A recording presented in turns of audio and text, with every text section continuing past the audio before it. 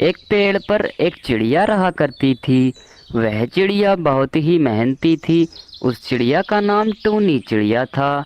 लेकिन उस चिड़िया के जंगल में ही एक कालू कौआ भी रहा करता था। और वह कालू कौआ सब्जी बेचने का काम किया करता था। वह दूसरों के काम से बहुत ज़्यादा जलता था और उसकी एक दुकान भी थी। जंगल में ही उसने एक दुकान खोल रखी थी। वो नहीं चाहता था कि कोई उसके बराबर काम करे। और एक दिन कालू कौआ अपनी दुकान पर जाता है। वहाँ एक चिड़िया आती है। कैसे हो कालू भैया? मुझे 1 किलो टमाटर और 1 किलो आलू दे दीजिए। क्यों नहीं बहन, ज़रूर देंगे हम तुमको, आलू भी और टमाटर भी। उसके बाद कालू कौआ उसको टमाटर दे देता है। कालू भैया, अगर आप बुरा ना माने तो एक बात पूछूं? आप इस सब्जी के काम से कितने पैसे कमा लेते हैं? मुझे तो लगता है कि थोड़े बहुत ही पैसे कमा पाते होंगे आप। अरे नहीं नहीं, मैं अपने इस काम से 1,000 रुपए रोज के आराम से कमा लेता हूँ। और सब्जी वालों से अच्छा तो कमाता हूँ। ये तो बहुत अच्छी बात है कालू भैया कि आप इस काम से 1,000 रुपए कमा लेते हैं। ये काम बहुत ही अच्छा है। अब तो मैं भी अपनी एक दोस्त से जाकर कहूँगी कि बहन तू भी सब्जी का काम कर ले। कालू भैया अच्छे खासे पैसे कमाते हैं सब्जी के काम से। अब मैं चलती हूँ कालू भैया, मुझे देर हो रही है। उसके बाद चिड़िया चली जाती है और कालू कौआ कहने लगता है, अरे नहीं, ये क्या हो गया मुझसे। मैंने उस चिड़िया से अपने पैसे क्यों बता दिए कि मैं कितने कमाता हूँ। मैंने तो ये बहुत बड़ी गलती कर ली है। कहीं वो अपनी दोस्त से सच में ना कह दे, वरना तो मेरा सारा धंधा ही चौपट हो जाएगा। फिर तो मेरी सब्जियां बिकेंगी ही नहीं। मैं भी कितना पागल हूँ। उसके बाद वह चिड़िया अपने घर आ जाती है। ये काम तो मेरी दोस्त के लिए बहुत अच्छा रहेगा। जब मैं टूनी से बताऊंगी इस काम के बारे में तो टूनी चिड़िया बहुत ज़्यादा खुश हो जाएगी और खुश होकर कहेगी कि बहन तेरा धन्यवाद कि तूने मुझे इतना अच्छा उपाय बताया है। मैं आज शाम को जाकर ही टूनी से बता दूंगी और साथ में टूनी के लिए मटर के बीज भी लेती चलूंगी, क्योंकि अब सब्जियों में मटर सबसे ज़्यादा बिक रही हैं। और मटर तो फिर टूनी लगाएगी और फिर टूनी उन मटर को बेचकर पैसे कमाएगी। उसके बाद शाम के टाइम चिड़िया टूनी के घर पहुंच जाती है। टूनी बहन, टूनी बहन, मैं तेरे लिए एक बहुत ही अच्छा उपाय लाई हूँ और तू काफ़ी मेहनती भी है। मैं तेरे लिए बहुत ही अच्छा उपाय लाई हूँ। ये ले ले, कुछ मटर के बीज हैं और इन बीजों को अपने खेत में बखेर देना। उसके बाद इन पर मटर आ जाएंगी। तू भी उन मटर से अच्छे खासे पैसे कमा लेना, क्योंकि हमारे जंगल का जो कालू कौआ है वो सब्जियों का काम करके बहुत ही अच्छे पैसे कमाता है। एक दिन के 1,000 रुपये तक कमाता है। अब तू भी इन मटर से अच्छे खासे पैसे कमा सकती है मेरी बहन। अरे वाह मेरी दोस्त, तूने तो बहुत ही अच्छा उपाय बताया है। मेरा दिल ही खुश कर दिया तूने तो। ऐसी बात है तो मैं इन बीजों को कल सुबह ही जाकर लगा दूंगी, देर नहीं करूंगी। और उसके बाद मैं भी अच्छे खासे पैसे कमाऊंगी मेरी बहन। उसके अगले ही दिन टूनी चिड़िया सारे बीज बखेर देती है और बीज बखेर कर बहुत खुश होती है। अरे वाह, बीज का काम तो मैंने ख़त्म कर दिया है। बस अब जल्दी से इन पर मटर आ जाएं। उसके बाद मैं इन मटर को बेचकर अच्छे खासे पैसे कमाऊंगी। मैं भी कालू के जैसे पैसे कमाऊंगी, अच्छे अच्छे कपड़े पहनूंगी उसके बाद। कुछ ही दिनों के बाद चिड़िया कहती है, अरे अब तो काफ़ी टाइम हो गया है, चलो अब जल्दी से खेत पर चलती हूँ। अब तो मटर आ ही गई होंगी और उनको भर कर भी ले आऊंगी। उसके बाद मैं आते ही अगले दिन दुकान लगा लूंगी अपने घर के बाहर ही। चलो चलती हूँ। उसके बाद टूनी चिड़िया खेत पर आती है। वह बहुत ज़्यादा खुश हो जाती है। अरे वाह, देखा मटर आ गई हैं। जैसा मैंने सोचा था बिल्कुल वैसा ही हुआ है। अब मुझे पैसे कमाने से कोई दिक्कत नहीं आएगी। अब मैं अच्छी तरह से पैसे कमा पाऊंगी। अब मैं कालू भैया जैसे पैसे कमा पाऊंगी।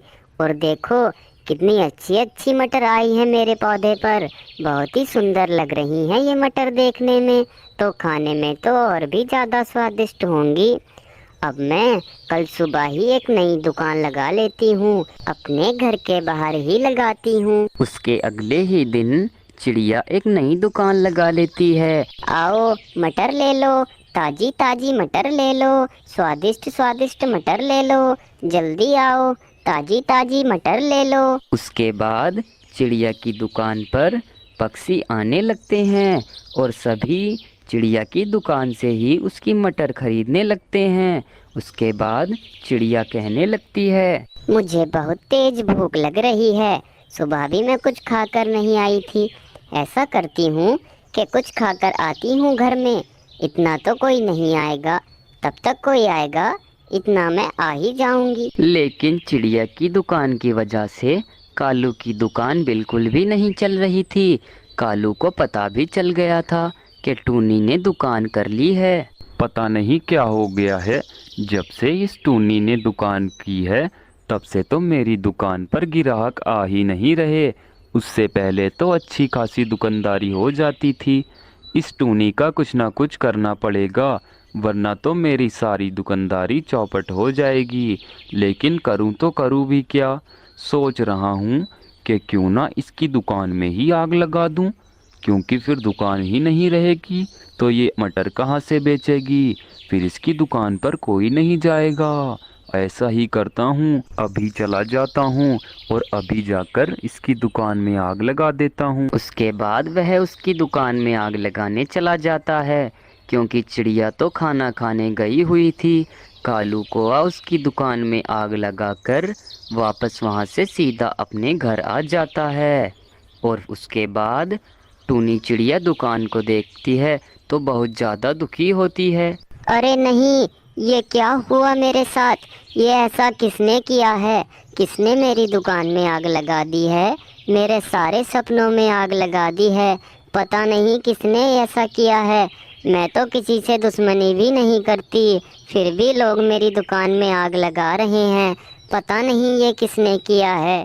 मुझे तो लगता है कि ये कालू कौआ ने किया है, क्योंकि मेरी दुकान के बाद उसकी दुकान नहीं चल रही थी। इसी वजह से उसी ने किया होगा ये। मैं अभी जाती हूँ, उस कालू कौआ को सबक सिखा कर आती हूँ। उसके बाद टूनी चिड़िया कालू कौआ के पास जाकर कहती है, अरे कालू, तुमने मेरे साथ ऐसा क्यों किया है? तुमने मेरी दुकान में आग क्यों लगा दी है? आखिरकार मैंने तुम्हारा क्या बिगाड़ा था जो तुमने मेरी दुकान में आग लगा दी? अरे मुझे क्या पता कि किसने आग लगाई है तुम्हारी दुकान में। तुम मेरा नाम क्यों ले रही हो और मुझ पर क्यों इल्ज़ाम लगा रही हो कि मैंने तुम्हारी दुकान में आग लगाई है? देखो, ज़्यादा होशियार मत बनो, क्योंकि मुझे सब पता है। तुम्ही ने मेरी दुकान में आग लगाई है। तुमने मेरे सारे सपनों में भी आग लगा दी। मैंने बहुत कुछ सोच रखा था अपने लिए। मुझे माफ़ कर दो टूनी बहन, मुझसे बहुत बड़ी गलती हुई है, क्योंकि मेरी दुकान नहीं चल रही थी। इसी वजह से मैंने तुम्हारी दुकान में आग लगाई थी। मैं सोच रहा था कि बस पूरे जंगल में मैं ही सब्जी बेचूं। कृपया करके मुझे माफ़ कर दो टूनी बहन। ठीक है, तुम्हें अपनी गलती का एहसास हो गया है, इसी वजह से मैं तुम्हें माफ़ कर रही हूँ। और आइंदा ध्यान रहे कि किसी के साथ भी ऐसा नहीं करना। अगर मेरी जगह कोई और होता तो तुम्हें बिल्कुल भी माफ़ नहीं कर सकता था। इतनी बात कहकर टूनी चिड़िया अपने घर आ जाती है। कैसी लगी ये वीडियो दोस्तों, हमें कमेंट में ज़रूर बताएं। एक जंगल में एक चिड़िया रहा करती थी। वह चिड़िया बहुत ही ज़्यादा गरीब थी और उसका पति भी उसको छोड़कर मर गया था। और चिड़िया बेचारी अकेली ही उस जंगल में रहती थी। और वह चिड़िया माँ भी बनने वाली थी। उसके पास खाने के लिए कुछ नहीं था। अरे अब मैं माँ बनने वाली हूँ और मेरे पास खाने पीने के लिए भी कुछ नहीं है, घर के खर्चे के लिए भी पैसे नहीं है। और जब से ये मुझे छोड़कर गए हैं तब से तो मैं अकेली ही इस जंगल में पता नहीं कैसे अपना टाइम पास कर रही हूँ। मुझे कहीं ना कहीं से कुछ ना कुछ जुगाड़ करना पड़ेगा, वरना मैं अपने बच्चे को कैसे पालूंगी। ऐसा करती हूँ कि कालू भैया से जाकर कुछ पैसे ले आती हूँ और उन पैसों से अंगूर के बीज लगा दूंगी। फिर मैं अंगूर की खेती करके अच्छे पैसे कमाऊंगी। कल सुबह जाती हूँ मैं। उसके अगले ही दिन वह चिड़िया कालू के पास पहुंचकर उससे कहती है, अरे कालू भैया, मैं बहुत ही उम्मीद से आपके पास आई हूँ, क्योंकि आपको तो पता ही है मेरे पति मुझे छोड़कर मर गए हैं और मैं अब माँ भी बनने वाली हूँ। मेरे पास मेरे बच्चे को पालने के लिए पैसे नहीं हैं। कृपया करके मुझे कुछ पैसे दे दीजिए और मैं उन पैसों से खेती कर लूँगी और खेती करके जो पैसे आएंगे वे मैं आपको वापस कर दूँगी। बस यही विनती करती हूँ मैं। अरे कोई बात नहीं बहन, तुमने अच्छा किया कि तुम मेरे पास ही पैसे मांगने आई हो। मैं तुमको पैसे जरूर दे दूंगा। मैं इतना भी बुरा नहीं हूँ कि किसी के बुरे वक्त में काम ना आऊं। मैं तुम्हें पैसे जरूर दूंगा। और हाँ, तुम मेरे पैसे याद से जरूर लौटा देना। ये लो, ये रहे कुछ पैसे, और जाकर अपने बीज ले आओ और खेती कर लो। अरे कालू भैया, आपका बहुत बहुत धन्यवाद कि आपने मेरी इतनी मदद की। मैं आपका ये एहसान पूरी जिंदगी में कभी नहीं भूलूंगी। अब मैं चलती हूँ, मुझे देर हो रही है। उसके बाद वह चिड़िया अपने घर आ जाती है और वह बहुत ज्यादा खुश थी। अजी देखो, मुझे अंगूर के बीजों के लिए पैसे मिल गए हैं। जैसा मैंने सोचा था बिल्कुल वैसा ही हो रहा है। और अब मैं कल सुबह जाकर बाजार से अंगूर के कुछ बीज ले आऊंगी और फिर उनको अपने खेत में बखेर दूंगी।